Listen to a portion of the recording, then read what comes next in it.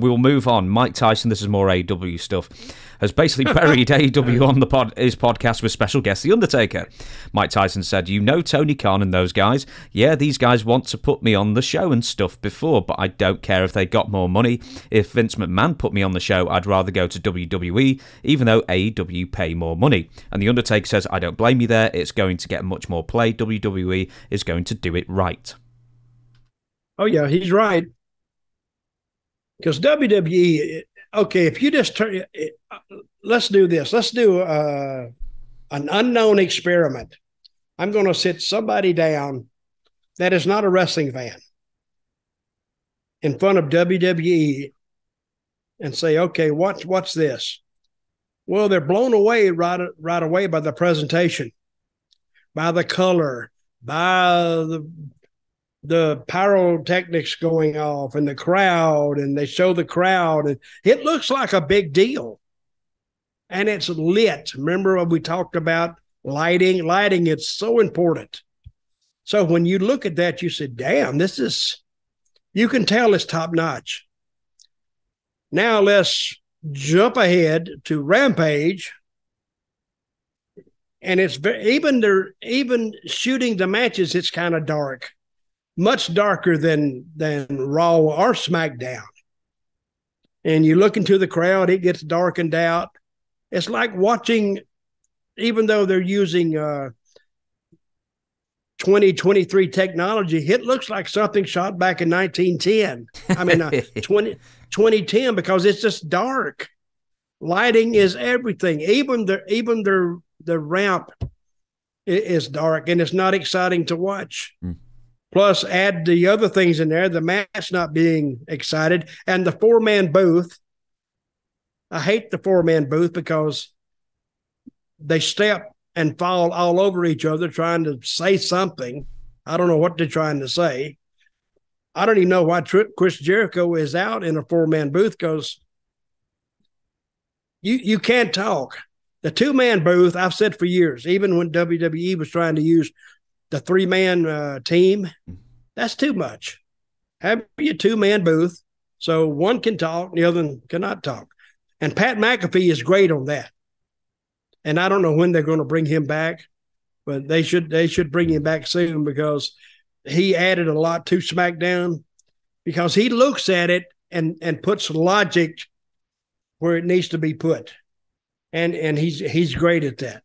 But anyway, the big difference between AEW and WWE. Now, the whole talk in AEW is, oh, we're at war with WWE. No, you're not. Because for a war to be going on, one side has to know, the one being attacked has to know there's a war going on. WWE doesn't know there's a war going on and doesn't care, because they're going to do their thing. They're not even going to, I mean, Vince McMahon or WWF or WWE, even doing the WCW years, they never acknowledged them. The only time they kind of acknowledged them was where they were getting beat. And then they got their heads together, and Vince said, we can't have this. We gotta do something. And then they came out of it. Of course, he ends up, WCW ends up stealing Nash and all those guys from him, but that's another story. But AEW, they need to make a lot of improvements. A couple of things you said there. One, WWF would very occasionally mention WCW, but really undercover. A tiny bit on commentary, maybe, just as a slight dig, but they wouldn't make it obvious, whereas WCW was very overt, talking about the WWF, not just giving away results, but at times like Scott Steiner would come out and say, everyone turn the channel to WWF to watch Steve Austin because WCW sucks. And this was on WCW TV.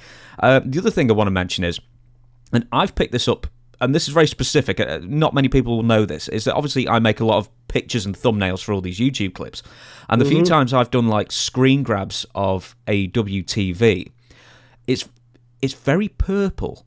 There's a tinge of purple to it. It's a tinge of unnatural bluish purple, which isn't lifelike.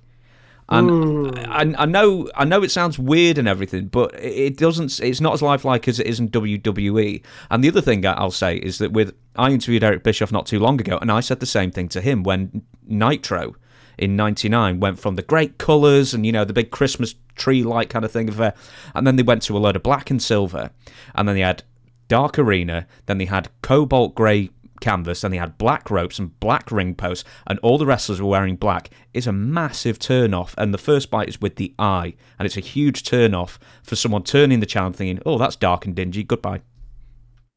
Yeah, that's the first thing I do, because it looks cheap, underproduced, and it's not. If your eyes have to be excited, I guess I would say it that way.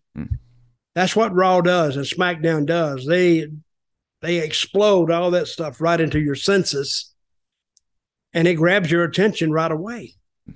And they know what they're doing. But Rampage opening up with that, and they're dark. Even their matches are dark. And now, if he's going to spend so much money on, and they say he has billions of dollars, upgrade your TV product. I just don't like it just doesn't. If they're in a war, they're fighting with World War II weapons, and where WWE has the nuclear stuff. It's Grenada. It's a US versus Grenada, a range war. Right. Actually, I'll just ask one more thing about that. Mike Tyson did a couple of appearances on AEW, a couple of things with Chris Jericho, and also Tony Khan paid Mike Tyson to do commentary on Rampage at some point last year. And I heard it.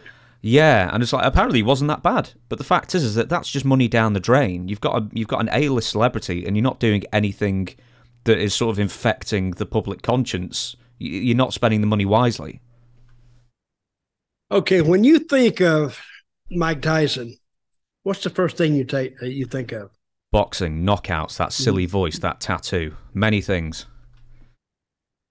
But you don't remember him for his commentary on anything. No. Other than his voice. So I don't know what he was trying to do there. I think I would have done more with him, something memorable. I would have taken him and done a special taping with him outside somewhere. But see, you could have told a story about Mike Tyson, even though he's on your show. What if you just ran across him in a 7-Eleven? You're Mike Tyson. Yeah, you're. And then I'd have him know the AEW wrestler. You're Jericho. Yeah, I'm a big fan. Now, have them suck up to each other. Then they get into a limo and they go into the town. Now you could go all the way through a show and then have them walk at it at the end. And that would be kind of entertaining. And then work a few skits in there while they're trying to make it to the town. And then you got it. You lead them all the way through the show right to the time they walk out. Mm-hmm. So they're getting closer. They're getting closer. They're here. Here they are. And they walk out. Now, see, WWF used to do that. They would take you all the way through that show with something. Remember the time that I think Stone Cold was looking for Pillman? Yeah, with the gun angle. Yeah. He had the gun. People believed that. They also believed the time that Vince got into the limo and it blew up. They believed that too. And I'm thinking, I've been in the business 1,000 years, but I'm saying, part of me said, wait a minute, did that just happen or what? Because as soon as it blew up, they went to black because they were out of time. But you think somebody blows up, they go to black because something bad happened.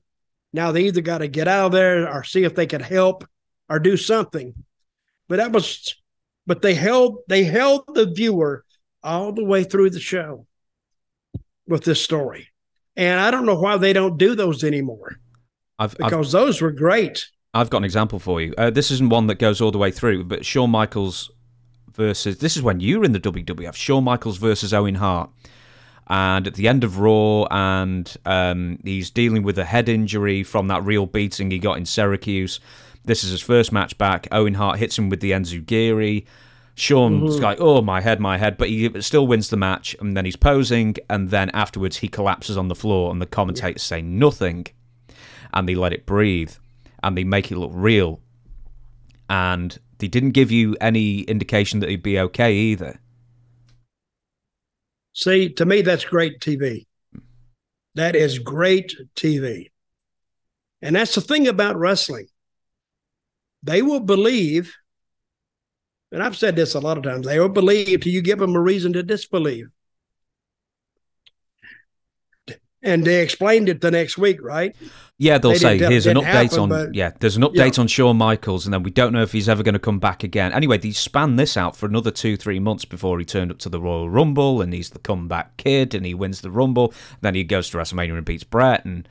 But, I mean, from that one thing, they spanned that one out for 6 months. Well, that's back in the days when they had patience. And now I've seen that. We just talked about patience a little bit earlier. They have patience now with the bloodline and Sami Zayn, and it's led us to this point. And I still think it's one of the top 5 storylines they've ever done. Of course, it was. I would list Stone Cold in there somewhere, because how long did that go? That went 2 years, didn't it? Vince and Stone Cold seemed like it went forever. It went from, if you want to be really official about it, Austin stunned Vince McMahon in September of 97. That was the real kickoff. And then that storyline ended middle of 1999, and then Vince starts becoming a good guy, and etc., etc. Anyway, but then, they still feud here and there afterwards, of course. But that ran about 2 years. Yeah, it was a good story. And people say, why is that story so good? Because everybody kind of hates their boss anyway. They want to tell them to shut up or get out of my face, or you don't know all you think you know. And every time that Stone Cold did that, it was like a win for the working guy. And I was thinking sometimes, why wouldn't Stone Cold get fired for doing that? How did they cover that? They covered that because Vince McMahon says, I'm not going to fire you because you're our biggest merch seller and our ratings draw, and there's no way I'd fire you for you to go to WCW. So it was the real reason. Okay. Well, that was the real reason. And the people believed that. He can't fire him, because if he did, guess what? He hurts himself. So I'm not going to fire you, and then I'm going to suffer too. No, I'm not doing it. I don't care what you do to me. But that was a great angle. Yeah. But next question. Yes. Where are we going? Where are we going today? We're in a car going somewhere. Why don't we go from? Let's go from New Orleans to Oklahoma City. You know how far that is? I don't know. It's a long way. It's about 5 or 6 hours.